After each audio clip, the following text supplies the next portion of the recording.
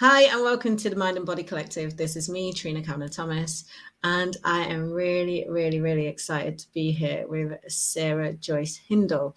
Now, Sarah is an incredible coach, and she helps support, she's a business alignment coach, helping support entrepreneurs who are different and yet know they are meant for more.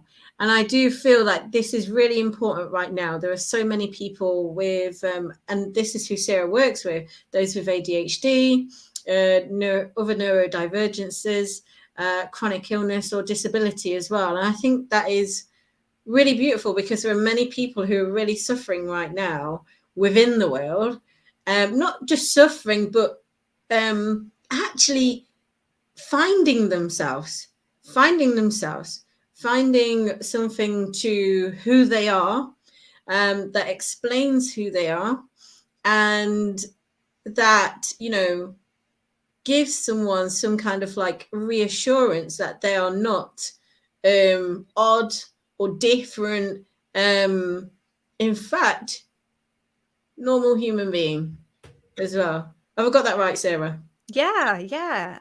Well, first off, thank you for having me on the show.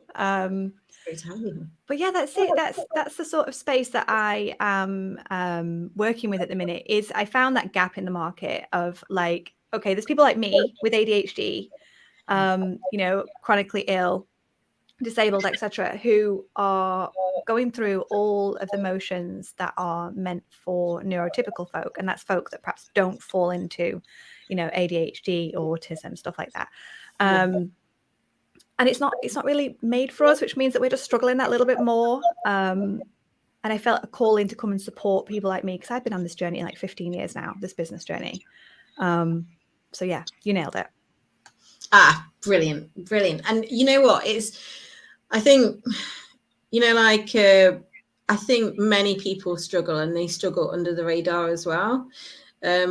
Even just before we even got on here, I was just explaining to Sarah like the setup of the podcast and everything, and I'm just going everything step by step, one thing at a time, because it's very easy, because I know that I felt like, even myself, I had felt for a long time that I couldn't do anything because I would always get kind of like waylaid or sidetracked, or like kind of do a lot of different other things and have so many other things going all at once, and not be able to manage anything. So to even just get this podcast out, it is a time where I can like go, okay, well, I'm doing this right now, and then we'll see where it goes. But this is the next thing that I need to do. Do you find that a lot of people do go through that? I know that a lot of my clients who have ADHD do actually go through that process as well. I mean, I think everybody goes through that at some point or another, right? Like everybody goes through that part of, oh my gosh, I don't know what I'm doing. I've got so much on. I don't know what's best. I don't know what to do first. And then that whole, and like you said, just getting something out there. It's that perfection piece, isn't it? Like I can't put something out unless it's perfect. I can't put something out unless I 100% know what I'm doing, look professional, polished, all that jazz, and it stops everybody in their tracks. And I'm like, no, we just need to see your content. We need to hear your voice. We need to know what your business is about. We can't do that if you're fussing over things being perfect, right? Yeah, and I think it kind of like comes down to that, taking that first step, taking the step forward to actually do that thing or get that thing started.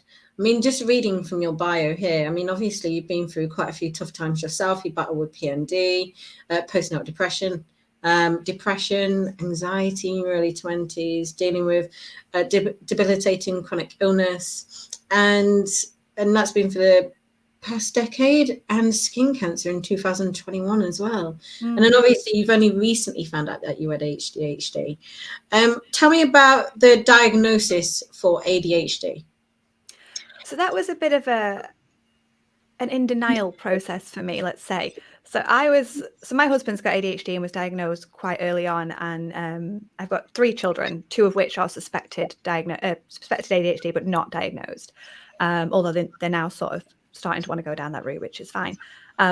And I was always like, well, I'm the one that's holding everybody together. I'm the one that's like, you know, learning about this stuff to help my family, right? And the more I was reading into it, the back of my mind was going, that seems a bit like you. Oh, well, that's you. Oh, yeah, that might be you as well. And then I'd sort of was speaking to my husband about it. It's like, oh, I thought like you just knew about that. He's like, do you want to go and like check that out? I was like, yeah, okay, maybe. Waited a fair while for an assessment and whatnot. It is not a quick process for those in the UK on the NHS. But you can go private, which is what I did in the end, and sort of jumped through a few hoops and got diagnosed a bit quicker. But the interesting thing is, and I don't know if it'll be any different when my children go through their diagnosis, is that it is just a snapshot. You know, they're asking you questions, they're looking at how you behave, they're looking at experiences that you've had and how you are moving through the world. But and as much as you try and prepare for these, you know, like you bring notes like, oh, well, this is how I do this and that's how I do that, and this is how I would act in this situation, XYZ. I really feel like, I suppose it's a box ticking exercise for them. It's, do you hit the criteria to be diagnosed or not? Mm-hmm. But for me, it's more about understanding myself. And I came away from that, yes, knowing that I've got ADHD, but not knowing any more about how to be with that, if that makes sense. I see. So I suppose what I'm saying in the roundabout way is like the diagnosis was definitely helpful, but it's not the be all and end all. If you feel like you fit into this demographic or a different demographic, and you're self-diagnosed, and that is perfectly fine. There is no shame around that either. Start reading into it, start looking into things that might benefit you rather than just sitting on a 3-year wait list for a diagnosis, in my opinion. You know what? That is a really great opinion, and it is I think it is a very worthwhile opinion as well, because you can end up like sitting and waiting rather than, you know, like kind of just learning about yourself. I think that's what you're trying to say, right? Just start learning about you and how you process. If you could tell us a little bit more about that, about the way you know, what's helped you process, what's helped you move through. I think acceptance is the biggest thing, like acceptance of self, of who I am as a person, not who I wanted to be or who I aspired to be or who I wished I could be, right? Because we are here as we are right now, and we're meeting ourselves there. There's no pretending with somebody else, there's no hiding parts of ourselves. And I think that for me is just going, okay, before I got diagnosed, it was whether I am or I am not, I'm here as I feel, as I think, as I do, as I see things, as I understand the world, like regardless of whether I am or I am not. And what can I do with that? So it was just sort of a lot of journaling, a lot of, you know, and that doesn't speak to some people, I know that, but for me, journaling really helps me get out thoughts and untangle the mess that's sort of in my head, and like, and just sort of sitting with what is going on, how am I feeling, and then moving towards, well, how do I want to feel?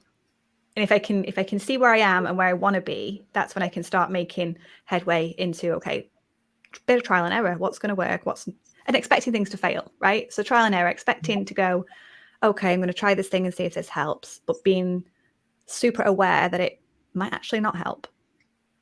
Yeah. It's so beautiful that you mentioned trial and error, and you also mentioned journaling, which are two like incredible things for developing self-awareness. And obviously, as we both know,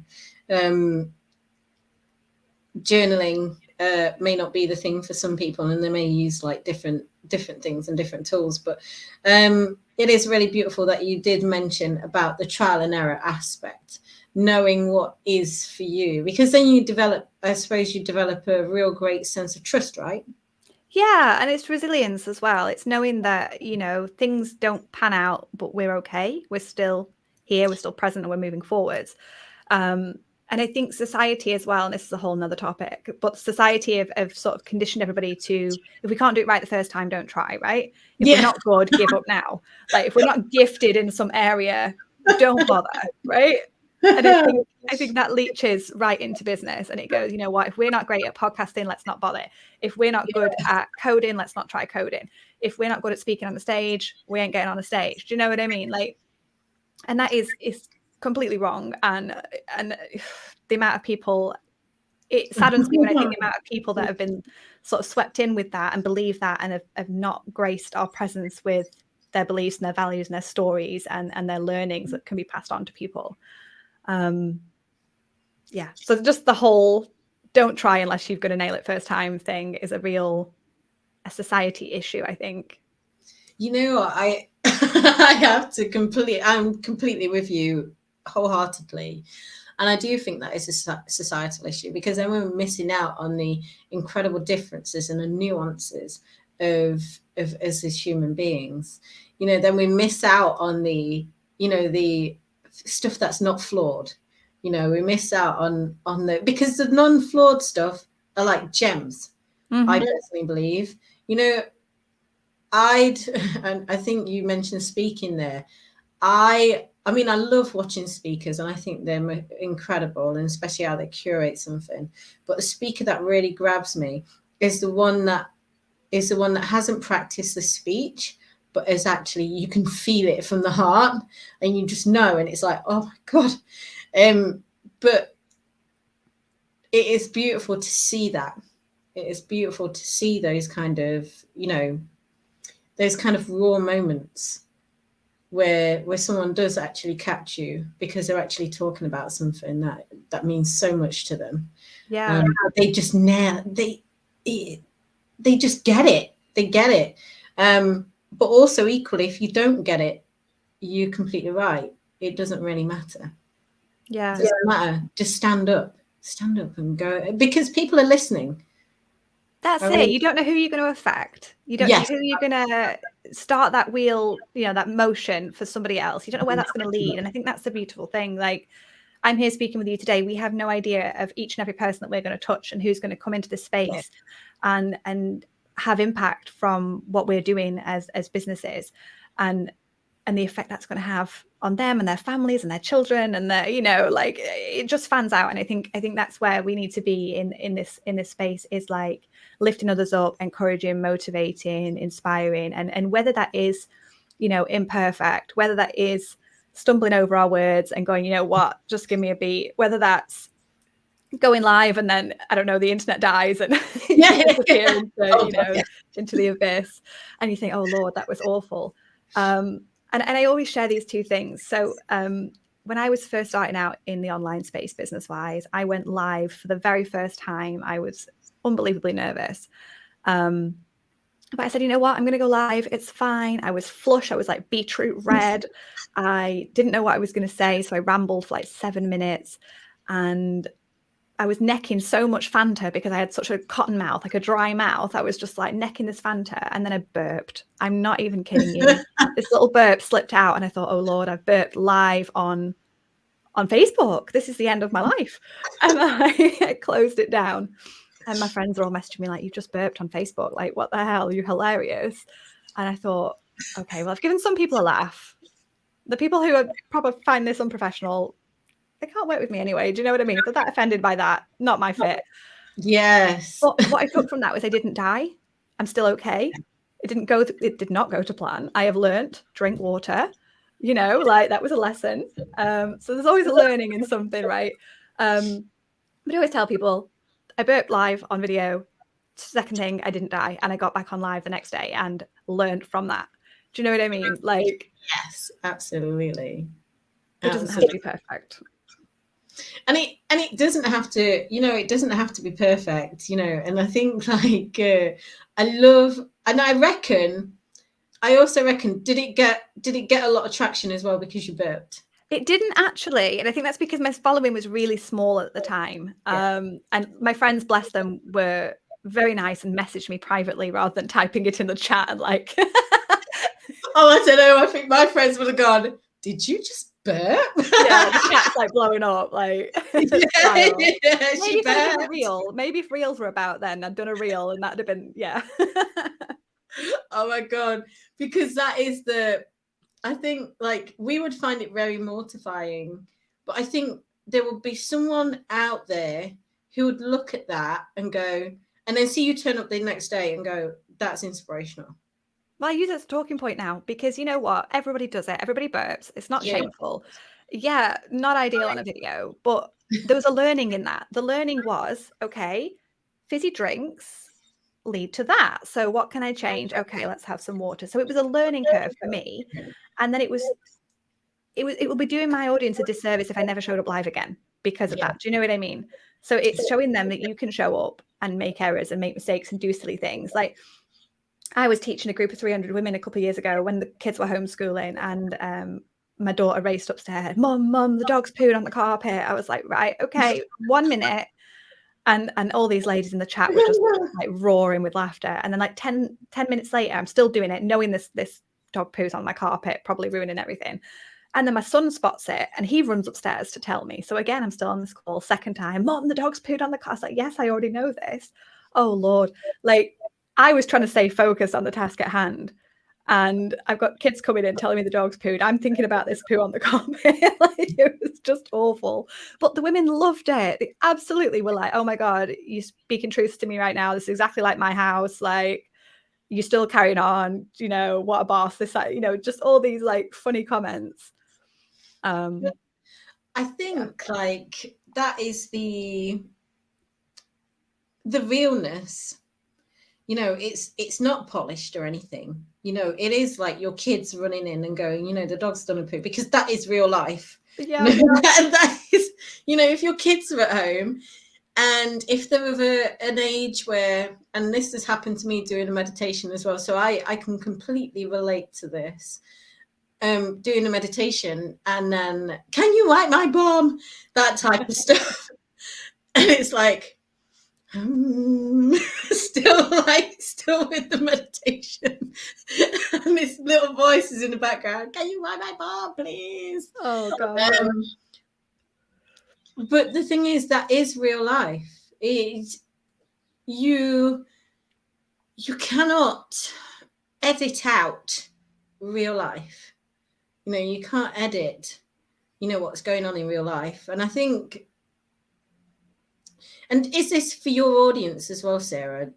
Because like, it shows you to be just human, and that things are, you know, they're not perfect. It is real. You are, you know, this, you know, what you're doing is an obtainable, you know, thing to show up on social media, or, you know, to step forward and show up in, you know, and be inspirational, or do a talk, or write an article, or whatever it is.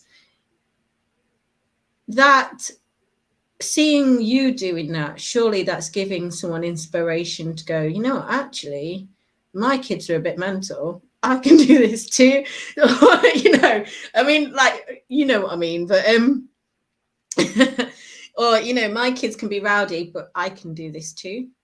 And it's also, again, like, you know, you might have someone who is dyslexic, who's really struggling, you know, with written text, and it's going, you know what, you don't have to follow what everyone else is doing and write loads of content. You know, there are other ways around that. You can go live if that's better. You know, you don't have to, you know, and it might be, you know, you're going live and you've got comments dropping through and you're reading them through. That might be a right struggle. And you just, you know, as that person, you might choose to go right at the start of the live that you're doing, any comments I'm going to answer afterwards.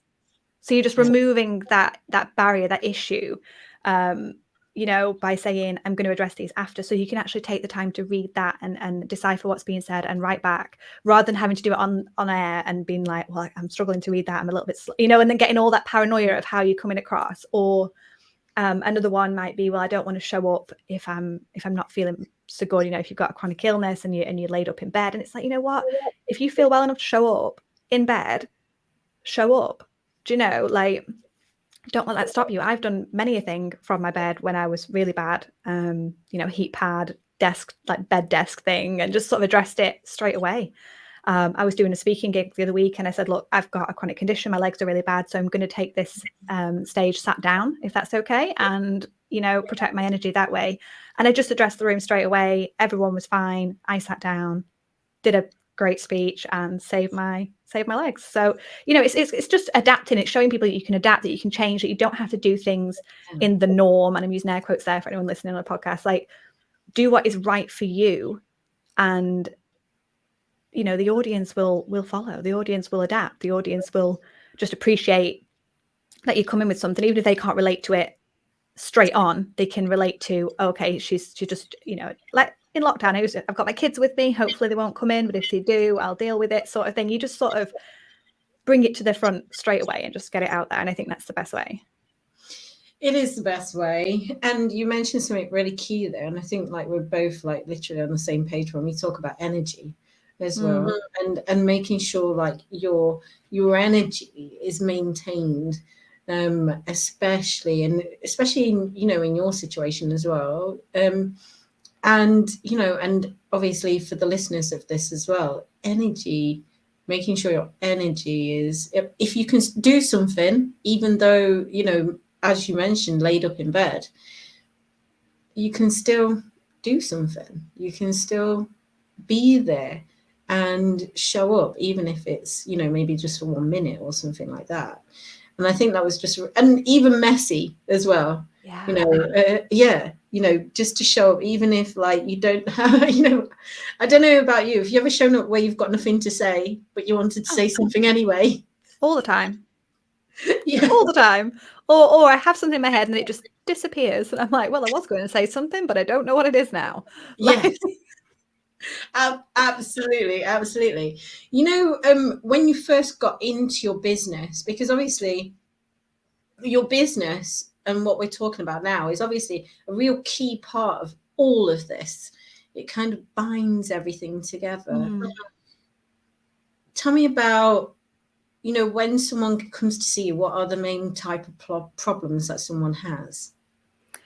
So usually when we'll take one-to-one clients because they're a little bit easier than the group wants to explain. So a one-to-one client will come to me initially to sort of seek advice on not being able to focus, having too many things on the go and not knowing which to prioritize, which is going to have the most impact, where they should be spending their time. And then even if they've nailed that bit and they're like, okay, and this is what I need to do, right? I need to do this particular thing, and this is the forefront of everything else. It's that lack of attention. It's that sort of shiny object syndrome, that a million ideas in the back of your head when I'm trying to finish an article, let's say. It's not wanting to do the thing, even though you need to do the thing, or you deep down you want to do it. You want to write this article, but when you sat there and you got your keyboard and you're like, I really don't want to do this. I want to go and like, I don't know, create things in Canva or like record podcast episodes. I don't know, but like, I want to go chat to other entrepreneurs.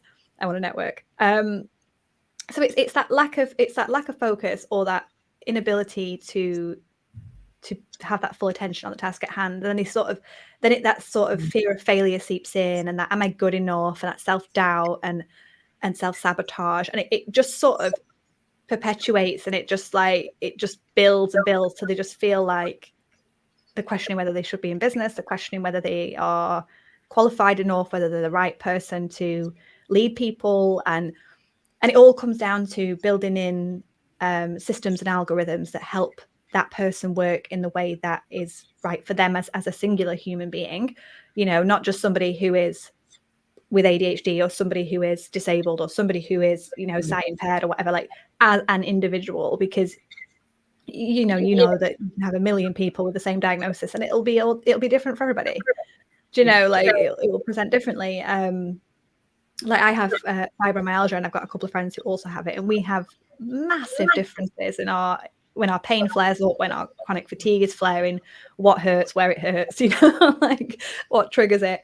So it is the same. Everybody is individual, no matter how you're labeled and how much you match up to other people. Like, it's finding out what works for you and your set of circumstances. And I say this to a lot of my clients as well. It's not just the business. It expands out into your family life, your personal life, your hobbies, your friendship circles, like past, things that have gone on in the past experiences. It's an all-encompassing, like, situation that needs to be in flow, and like the energy needs to be right in your home life, because otherwise it'll leach into your business in a negative way if it's not. And it's this sort of like wider pattern. So they come in with one specific problem usually, or a cluster of small problems within the business, and how they're feeling aligned with that business, or malaligned, shall I say. But sometimes it can be those outside factors as well. That's really incredible. Obviously, we have massive synergy in what we're talking about, in what you're talking about in terms of your business and stuff. And in terms of where you see it going in the future, what does that look like for you? For my business? Yeah. Oh, I have this fantastic plan of speaking in businesses, in corporate, because I still want to help, obviously, like independent businesses, small business owners. But I want to educate neurotypical people as well, and people who aren't disabled, people who don't have chronic illnesses, to understand their workforce, their team, their families, the people that they are around in life, because I feel like I've got a bigger mission than just helping business owners feel more aligned, right? My big mission that makes me just ooze energy and excitement and goodness is making the world a better place, right? And one of those things for me is helping people understand that there is diversity in everything, and brains, not one brain is the same.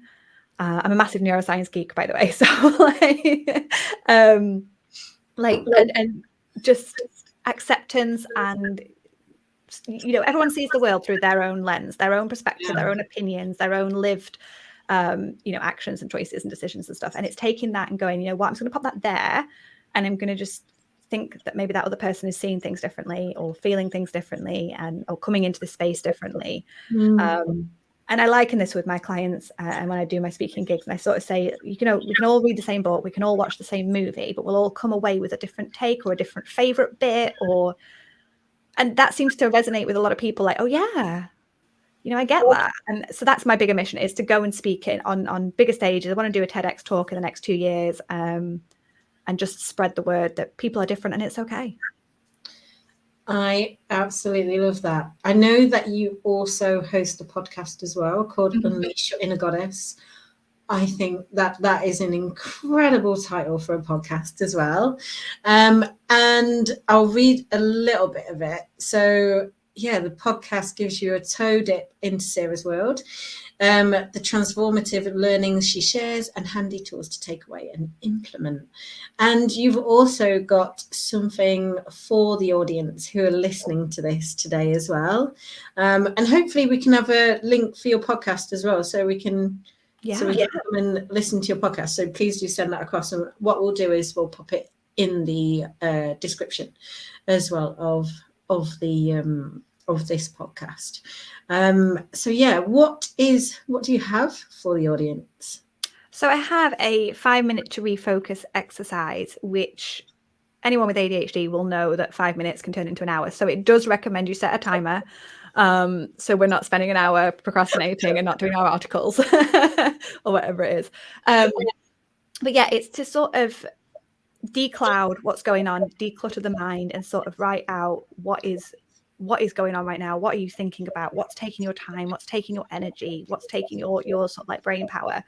And then it goes through a process of sifting through to help you figure out when you're going to implement these things, if you're going to be able to check any off quickly, and you got quick wins, scheduling in some time to do stuff. So it's a really powerful exercise. Like I say, we set a timer, so we don't end up spending 20 minutes, half an hour, because it is easy done.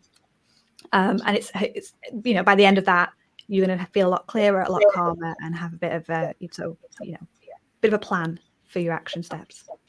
That's incredible. What I've done as well, every podcast that I do, I draw a card. And the card that I've drawn for the audience, and obviously for Sarah speaking today, is the Fool, which is all about taking that first step, new beginnings, taking that, almost like jumping into the unknown, into the abyss, so to speak. And she's also got an amethyst crystal as well, which is Amethysts are really great in terms of connection, spiritual connection in particular. But I love that she's wearing this beautiful, bright yellow dress as well. So I'm just like take a dip into happiness. And it's so beautiful just speaking to Sarah right now because she's got like such a happy energy. And you can really sense it. And I know for anyone who listens to this, they'll be able to feel it and sense it too. That she's got a very nice, gentle energy about her. And that she's, you know, that she's going to give you what you need in terms of moving forward with your own endeavors as well. And that you don't have to stay where you are. This is what I'm picking up from what you said. You don't have to stay where you are, that you can do things messy and you can still keep carrying on.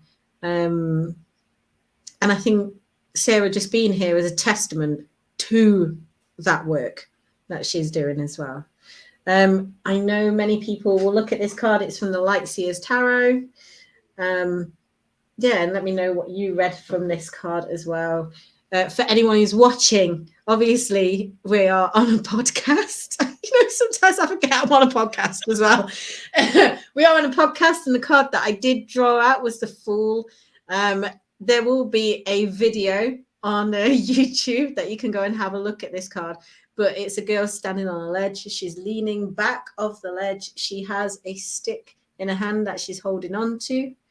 But she looks like she's going to literally drop into the abyss if she just lets go of that stick into some kind of happiness, new beginning, taking that kind of trusting step. Yeah, I feel like it's like that freedom, that permission to let go, isn't it? Yeah, that's what I'm getting from it. Absolutely that. Thank you so much for being here today. Is there anything you want to end on? I think just a quick note that season 2 of my podcast drops in March. It was supposed to be February, but a little bit of illness has pushed that back, and I am not one to burn out in the process to get it out on time. I would rather move it and do a bloody good job. So It is coming out early March. I've not set a date yet. I'm thinking it'll be the 16th. Do not hold me to that. But yeah, just a little nudge. And that season is all about ADHD and neurodivergences and acceptance of self in your business so that you can unleash your inner goddess. So it is a really powerful season that I think wraps in nicely with what we've talked about today. I think so too. So do send me across that link, and what we'll do is we'll make sure it is in the description as well. And we'll make sure it literally goes out onto YouTube as well, because we want to make sure like everyone listens to this, because this is really valuable information. Thank you so much for being here as well. I am going to end the podcast. Thank you to the audience and anyone who's listened in. I know, and as both me and Sarah said at the beginning, the right people are going to listen to this and get what they need. And I think that is probably one of the most beautiful things that can actually be done in the world right now. So, thank you so much, Sarah. I'm going to let you having me. And we'll end the podcast. And until next time, speak soon. Bye. Take care. Bye.